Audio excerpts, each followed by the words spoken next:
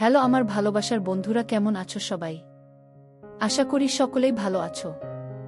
আমি তোমাদের প্রিয় চুমকি আপু আবারও চলে আসলাম নতুন একটি গল্প নিয়ে। গল্পটি শেষ পর্যন্ত শুনলে তোমাদের দাঁড়িয়ে যাবে। আমার মা আমি খুবই মিষ্টি স্বভাবের এবং সুন্দরী ছিলেন এবং তাকে আমি অনেক শ্রদ্ধা করতাম। একদিন রাতে বাড়িতে মামা ছিল না, আর আমি মামির ঘরে গেলাম কিছু গুরুত্বপূর্ণ বিষয়ে কথা বলতে। আমরা একসঙ্গে বসে গল্প করতে শুরু করলাম। তারপর মামি আমার খুব কাছে এসে বসলেন এবং কানে কানে কিছু বললেন। তারপর আমি কিছু বলার আগেই আমাকে একদিন বিকেলে হঠাৎ প্রচণ্ড ঝড় বৃষ্টি শুরু হয়েছিল। এমন সুন্দর আবহাওয়া দেখে আমার মন ভালো হয়ে গিয়েছিল। সেদিন বাড়িতে মামা ছিলেন না, শুধু আমি আর মা আমি ছিলাম।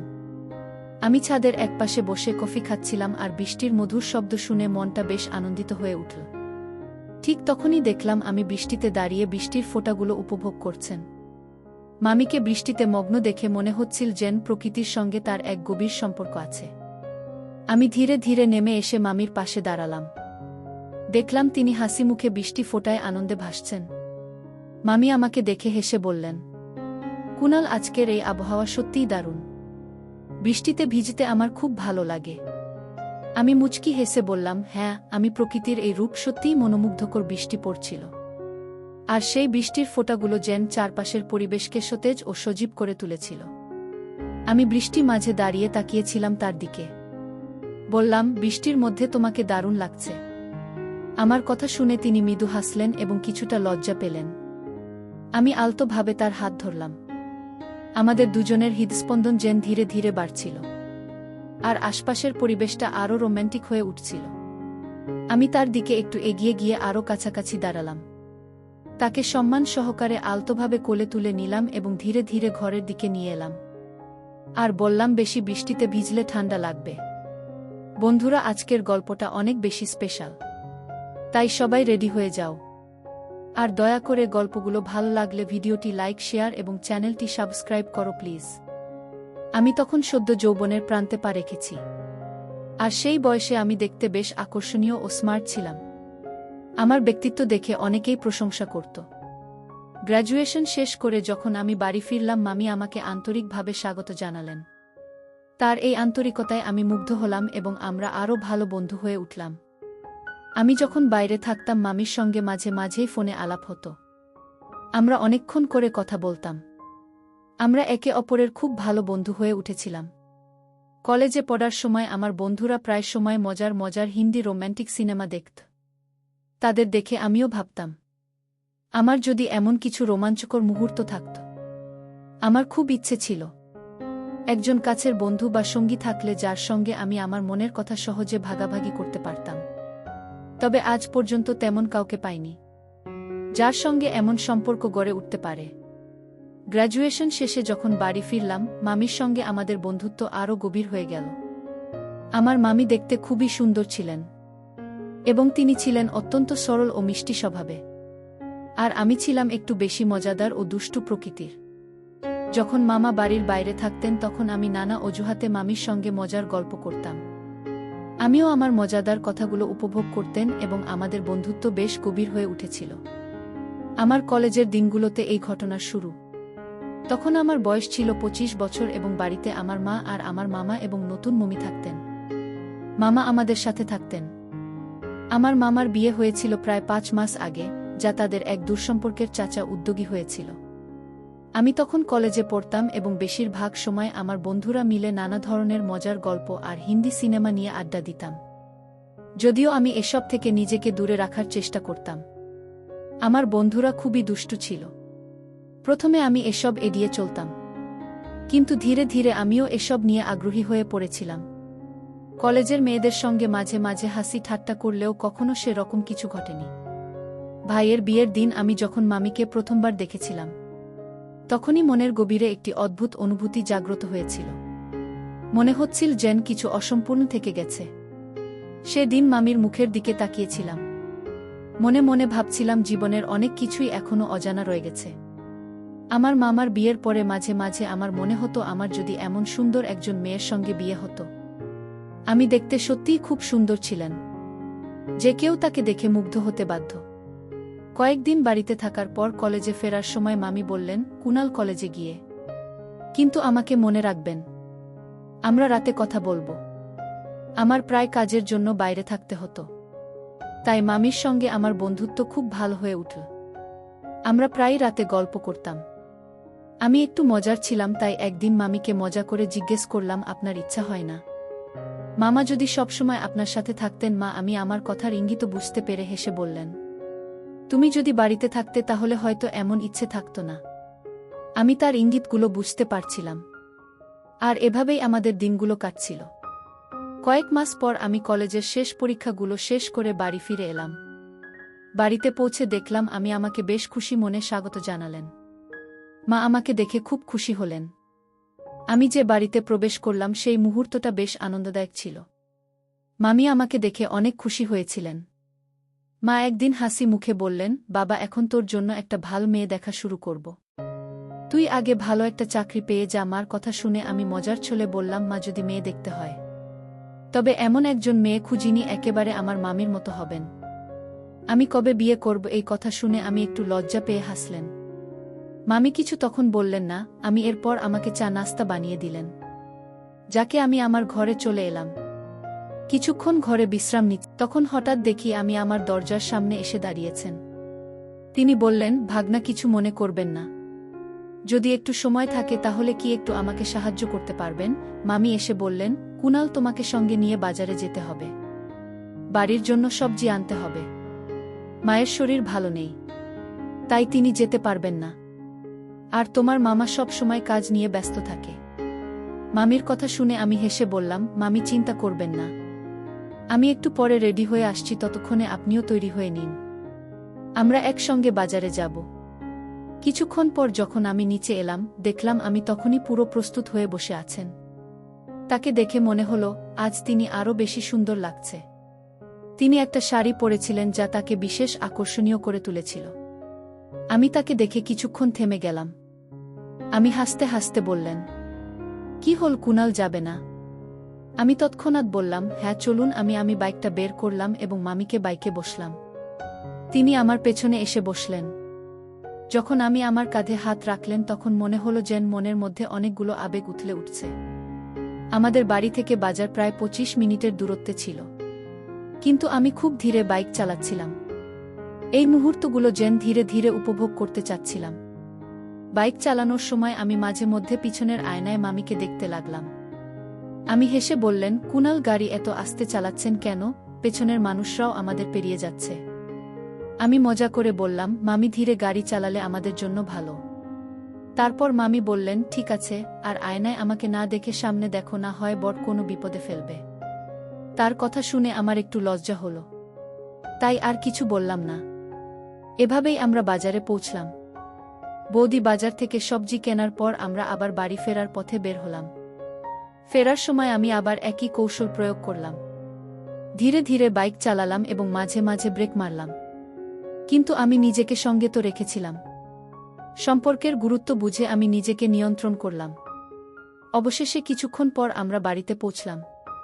দরজায় এসে দেখি মা আমাদের দেখে হাসি মুখে দাঁড়িয়ে আছেন। একদিন মা আমার হাত ধরে আমাকে তার ঘরে নিয়ে গেলেন। আমি ভেবেছিলাম হয়তো কোনো কাজের জন্য ডেকেছেন। ঘরে ঢোকার পর মা বললেন, বাবা আমি তোমার সাথে কিছু কথা বলতে চাই। মায়ের কথা শুনে আমি বললাম, কি কথা মা, বলো না। মা একটু চিন্তিতভাবে বললেন, তোমার মামা প্রায় বাড়িতে থাকে না, বিয়ের পর থেকেই এটা হচ্ছে। আমি মার কথা শুনে বললাম, মা মামা তো কাজের কারণে বাইরে থাকে, তাই সময় হয় না। কিন্তু মা বললেন, না না, ব্যাপারটা ঠিক তা নয়। আমার মনে হচ্ছে তোমার ভাই হয়তো অন্য কোনো মেয়ের সঙ্গে সম্পর্কে জড়িয়ে পড়েছে। মায়ের কথা শুনে আমি হতভম্ব হয়ে গেলাম। মা আমাকে বললেন, ধীরে কথা বলো, না হলে তোমার মা আমি শুনে ফেলবে। ব্যাপারটা জানলে খুব ঝামেলা হবে। আমি বললাম, মা তুমি এসব কথা কেন বলছো? আমি নিশ্চয়ই কিছু টের পাবেন যদি মামা সত্যি এমন কিছু করে থাকে। আর এমনটা হলে একদিন না একদিন জানাতে হবে। তোমাকে কি কেউ কিছু বলেছে নাকি মামা নিজে কিছু বলেছে? মা আমাকে বললেন, তোর মা আমাকে একবার ফোন করেছিলাম, আর তখন শুনলাম ফোনের পেছন থেকে এক মহিলার গলা শোনা যাচ্ছিল। যখন আমি জিজ্ঞাসা করলাম তোর মামা কোনো রকমে কথা এড়িয়ে গেল। মায়ের কথা শুনে আমি বললাম, মা হতে পারে তুমি ভুল শুনেছ। হয়তো এমন কিছুই নয়, কিন্তু মা বারবার বোঝানোর চেষ্টা করেছিলেন। আর আমি বারবার বলেছিলাম, মা তুমি এমন কিছু ভেবে নাও না। যদি মামি একটা জানতে পারে তাহলে তাদের সম্পর্কের মধ্যে সমস্যা তৈরি হবে। যতক্ষণ না পর্যন্ত সত্যিটা জানা যাচ্ছে, তুমি এই কথা নিয়ে কাউকে কিছু বলো না। মা আমার কথা শুনে একমত হলেন। তারপর শান্তভাবে তার ঘরে চলে গেলেন। আমি আমার ঘরে এসে বাথরুমে গিয়ে গোসল করতে লাগলাম। গোসল শেষে বাইরে এসে দেখি আমি আমার ঘরের চেয়ারে বসে আছেন। মামিকে দেখে আমি অবাক হয়ে গেলাম। আমি কাছে যেতেই বললেন, কুনাল দেখুন না, আপনার মামা আমাকে একদম সময় দেন না। তিনি প্রায়ই বাড়িতে থাকে না। আজকেও আমি তাকে বলেছি আপনি বাড়ির কাছে এসেছেন, কিন্তু তাতেও উনি আমাকে দেখতেও আসেন না। মামির কথা শুনে আমার মনে আমার মায়ের কথাগুলো ফিরে এল। আমি মনে মনে ভাবলাম হয়তো মা যা বলেছিলেন তা কিছুটা হলেও সত্য হতে পারে। কিন্তু আমি মিমিকে কিছু বোঝাতে না দিয়ে বললাম, হয়তো তিনি কাজে ব্যস্ত আছেন, তাতে কিছু মনে করার দরকার নেই। তিনি কাল নিশ্চয়ই আসবেন। এরপর আমি ধীরে ধীরে মামির কাছে গিয়ে তাকে সাহস দিলাম। মামির সাথে আমার খুব ভালো বন্ধুত্বপূর্ণ সম্পর্ক গড়ে উঠেছিল। আমরা একে অপরের সাথে অনেক সময় নিজেদের মনের কথা শেয়ার করতাম। আমি তখনও ভেজা চুল নিয়ে দাঁড়িয়েছিলাম। আমি হঠাৎ এসে আমার মাথা তোয়ালে দিয়ে মাথা মুছতে শুরু করলেন। মামির এই ছোট ছোট যত্নশীল আচরণগুলো দেখে আমার মনে তার প্রতি গভীর ভালোবাসা জন্মাতে শুরু করেছিল। এক সময় আমার মনে হলো যদি তাকে কাছে টেনে নিই, কিন্তু সঙ্গে সঙ্গে আমি নিজেকে সেই চিন্তা থেকে বের করে নিলাম। মনে হলো এটা একদমই ভুল। রাতের খাবারের পর আমি আমার ঘরে এসে ঘুমিয়ে পড়লাম। সারা দিনের ক্লান্তিতে কখন যে ঘুমিয়ে পড়েছিলাম টেরই পাইনি। রাত আনুমানিক 2টার দিকে হঠাৎ আমার ঘুম ভেঙে যায়। আমি শুনতে পেলাম বাড়ির কোথাও থেকে কান্নার হালকা আওয়াজ আসছে। আমি ধীরে ধীরে সেই আওয়াজ অনুসরণ করতে লাগলাম। বাইরে এসে বুঝলাম আওয়াজটা মামির ঘর থেকে আসছে। আমি দ্রুত সেখানে গেলাম এবং দরজার বাইরে দাঁড়িয়ে শুনতে পেলাম আমি আমার মামার সঙ্গে কথা বলছেন ফোনে। তিনি কান্নার মধ্যে বলছিলেন, আমাদের বিয়ে হয়েছে পুরো 6 মাস, কিন্তু তুমি আমার জন্য কখনোই সময় দাও না। যদি আমাকে পছন্দ না করতে তাহলেই বিয়ে করলে কেন? তুমি কি আমাকে ধোঁকা দিতে চাচ্ছ? তুমি যদি আমার সাথে সংসার না করো সেটা বলে দিলে তো হয়। কেন আমাকে তুমি কষ্ট দিচ্ছ? এসব বলে তিনি অনেক কান্না করতে থাকলেন। আমি খুবই কষ্টে ছিলেন। আমি এইসব কথা শুনে আবার নিজের ঘরে ফিরে এলাম। মনে মনে ভাবতে লাগলাম মা যা বলেছিলেন তা কি? তবে সত্যি আমি ভেবেছিলাম যে হয়তো মামা অনেক কাজে ব্যস্ত আছেন, তাই এ বিষয়ে অতিরিক্ত চিন্তা করার কোনো প্রয়োজন নেই। আমি হয়তো ভুল ভাবছিলাম, তাই মনে মনে সিদ্ধান্ত নিলাম যে কাল থেকে আমি মামির আরও ভালোভাবে সকালে উঠেই আমি সরাসরি রান্নাঘরে চলে গেলাম। গিয়ে দেখলাম আমি সেখানে বাসন পরিষ্কার করছেন। আমি চুপচাপ পাশে দাঁড়িয়েছিলাম। আমাকে দেখে মা আমি হেসে বললেন, কুনাল আপনি এখানে কি করছেন? আমি বললাম, মামি আপনি একদম চিন্তা করবেন না। আপনার যদি কোনো কাজ থাকে তবে আমাকে বলুন, আমি আপনার সব কাজ করতে প্রস্তুত। আমি হেসে বললেন, তুমি কি সত্যিই আমার সব কাজ করতে পারবে? তুমি কি আমার কাজগুলো করতে রাজি? আমির এই কথা আমার কিছুটা অদ্ভুত লাগছিল। তার গভীর চোখের দৃষ্টিতে কিছু জেন লুকিয়েছিল। আজ তার ব্যবহারে কিছু আলাদা ছিল। মনে হচ্ছিল তিনি আমাকে বিশেষ কিছু বলতে চাচ্ছেন যা আমি ঠিকমতো বুঝতে পারছিলাম না। আমি সোজাসুজি বললাম, হ্যাঁ আমি অবশ্যই আমি আপনার সব কাজে সাহায্য করব। তখন আমি হেসে বললেন, ঠিক আছে, সময় এলে আমি তোমাকে বলবো। তখন দেখব তুমি কতটা আমাকে কাজে সাহায্য করতে পারো। এরপর থেকে আমি মামির আশেপাশে থাকতাম যেন তার কোনো প্রয়োজন হলে সাথে সাথেই সাহায্য করতে পারি। আমি সবসময় চেষ্টা করতাম যেন মামিকে খুশি রাখতে পারি। একদিন মামিকে একটি সিনেমা দেখানোর জন্য বাইরে নিয়ে গিয়েছিলাম। সিনেমাটা কিছুটা ভৌতিক ছিল, তাই মামি ভয়ে আমাকে শক্ত করে ধরে রেখেছিলেন। মামির এই আচরণে আমার মনে কিছু অনুভূতি জাগ্রত হচ্ছিল, কিন্তু আমি সেগুলো নিয়ন্ত্রণে রাখার চেষ্টা করছিলাম। আমি দেখছিলাম যে মামি আমার কাছে আসতে চাইছেন, কিন্তু আমি ঠিকভাবে বুঝতে পারছিলাম না তার এই ব্যবহারের কারণ। আমি চেষ্টা করছিলাম যাতে আমরা দুজনেই ভালো থাকি। সিনেমা শেষ হওয়ার পর আমরা যখন বাড়ি ফিরছিলাম তখন রাত ছিল এবং শীতের হাওয়া বইছিল। আমি হালকা ঠান্ডা একটু কাঁপছিলেন। এমতাবস্থায় আমি মামির জন্য নিজের চাদর এগিয়ে দিলাম এবং আমি ধীরে ধীরে আমার পাশে একটু ঘেঁষে এলেন। এই ছোট ছোট মুহূর্তগুলোতে আমাদের মধ্যে এক অদ্ভুত ধরনের বোঝাপড়া তৈরি হচ্ছিল। আমি সব সময় তার পাশে থাকতে চাইতাম এবং তাকে সুরক্ষিত অনুভব করানোর চেষ্টা করতাম। রাতের শীতলতা এবং সেই মৃদু আলোর মধ্যে আমাদের মধ্যেকার সম্পর্ক আরও দৃঢ় হতে থাকল। আর আমার সম্মান তার প্রতি আরও বেড়ে গেল। আমি অনুভব করেছিলাম যে আমাকে পেছন থেকে শক্ত করে ধরে রেখেছেন। তার এই আচরণে আমার মনে এক ধরনের অস্বস্তি হচ্ছিল এবং আমি বুঝতে পারছিলাম না ঠিক কিভাবে এর প্রতিক্রিয়া জানাব। বাইকটি ধীরে ধীরে চালিয়ে আমরা অবশেষে বাড়ি পৌঁছলাম। বাড়িতে গিয়ে দেখি মামা উপস্থিত আছেন। মামিমা আমাকে দেখে খুব খুশি হয়েছিলেন, কিন্তু হঠাৎ তার পিছনে একজন অপরিচিত মেয়েকে দেখলাম। তাকে দেখে আমরা দুজনেই অবাক হয়ে গেলাম। মা পাশেই বসেছিলেন, চোখে জল নিয়ে কাঁদছিলেন। আমি তার কাছে গিয়ে জিজ্ঞেস করলাম, মা কি হয়েছে? মা তখন বললেন, তোর মামা আবার বিয়ে করছে আর বলছে যেই মেয়ের সাথে জীবনের বাকি দিনগুলো কাটাতে চায়। এই কথা শুনে আমি সম্পূর্ণ ভেঙে পড়লেন এবং চিৎকার করে উঠলেন। তিনি ক্ষোভে মা আমার দিকে তাকিয়ে বললেন, তাই তুমি প্রতিদিন রাতে আমার কাছ থেকে দূরে থাকছিলেন? যদি সত্যি অন্য কারো প্রতি ভালোবাসা জন্মে থাকত, তবে একবার আমাকে জানাতে পারতেন। আমার জীবন কেন তুমি নষ্ট করলে? তবে মামা চুপচাপ দাঁড়িয়েছিলেন, কোনো উত্তর দিচ্ছিলেন না। আমি নিজেও তার উপর খুব রাগান্বিত ছিলাম এবং বললাম, মামা তোমাকে উত্তর দিতেই হবে। আমাদের সবার সাথে এভাবে প্রতারণা কেন করছো? তখন মামা ধীরে ধীরে বললেন, আমি নিজেও আমার জীবনের সমস্যায় হতাশ হয়ে পড়েছি। মামা বললেন, আজ আমি এই মেয়েটিকে আমার সাথে নিয়ে এসেছি, কারণ আমি আর এই সম্পর্ক নিয়ে অসন্তুষ্ট থাকতে চাই না। আসলে আমি প্রথমে বিয়ে করতে চাইনি। মা আমার উপর অনেক চাপ দিয়েছিলেন আর তাই আমি বাধ্য হয়ে তানিয়ার সাথে বিয়ে করেছিলাম। আমি ভেবেছিলাম সময়ের সঙ্গে সঙ্গে সব ঠিক হয়ে যাবে, কিন্তু সেটাই আমার ভুল ছিল। যেখানে আমি কাজ করি সেখানে পূজা নামের এক মেয়ের সাথে আমার সম্পর্ক গড়ে ওঠে এবং আমরা একে অপরকে ভালোবেসে ফেলি। তাই আমি তার সাথে দ্বিতীয় বিয়ে করেছি। তানিয়াকে আমি কখনো খুশি রাখতে পারিনি এবং সত্যি বলতে গেলে আমাদের মধ্যে কোনো ঘনিষ্ঠ সম্পর্ক ছিল না।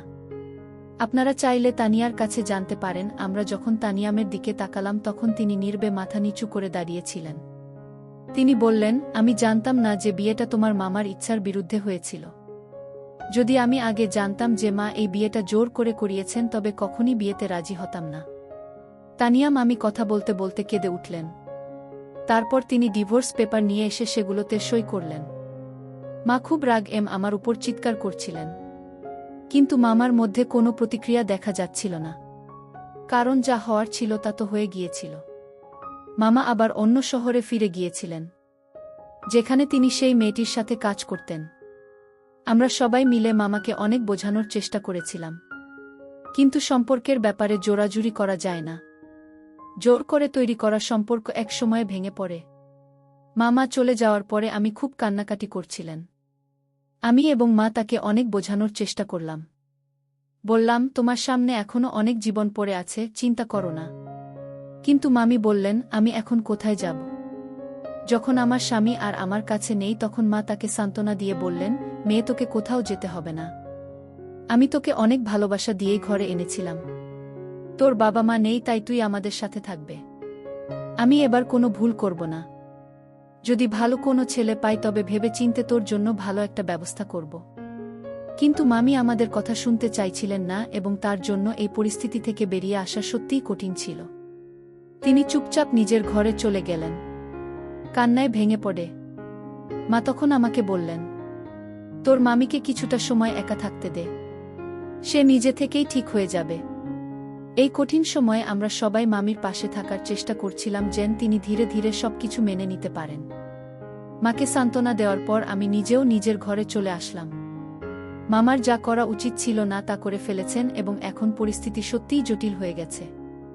মামির জন্য আমার মন খুব খারাপ ছিল, কারণ তিনি এই কষ্ট থেকে বেরিয়ে আসার জন্য নিজেকেই শক্ত হতে হবে। কারণ তিনি ছিলেন একজন এতিম বাবা মা, আর যে আপনি আছে তাদের কাছে কোনো মুখ নিয়ে ফিরে যাবে। তাই আমি মামি যাতে ভালো থাকেন তার জন্য প্রতিজ্ঞা করেছিলাম। এখন থেকে তাকে খুশি রাখাই আমার দায়িত্ব হবে। আগে মামির সাথে মজা করে সময় কাটাতাম, কিন্তু এখন সে সবের কোনো প্রভাব পড়ছিল না। ধীরে ধীরে তাকে বাইরে নিয়ে যাওয়ার সিদ্ধান্ত নিলাম, যাতে তার মন ভালো থাকে এবং একটু হালকা অনুভব করতে পারেন। এভাবে 1 মাস কেটে গেল। আমি আগের চেয়ে অনেকটাই ভালো হয়ে উঠেছিলেন, আর আমাদের সম্পর্ক অনেকটা স্বাভাবিক হয়ে এসেছিল। একদিন আমরা এক আত্মীয়ের বাড়ি যাচ্ছিলাম।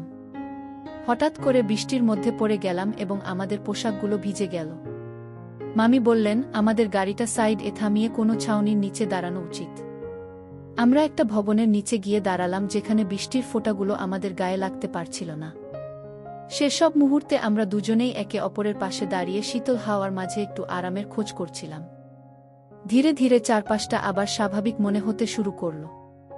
বৃষ্টি তখনও থামেনি আর আশেপাশে কাউকে দেখা যাচ্ছিল না।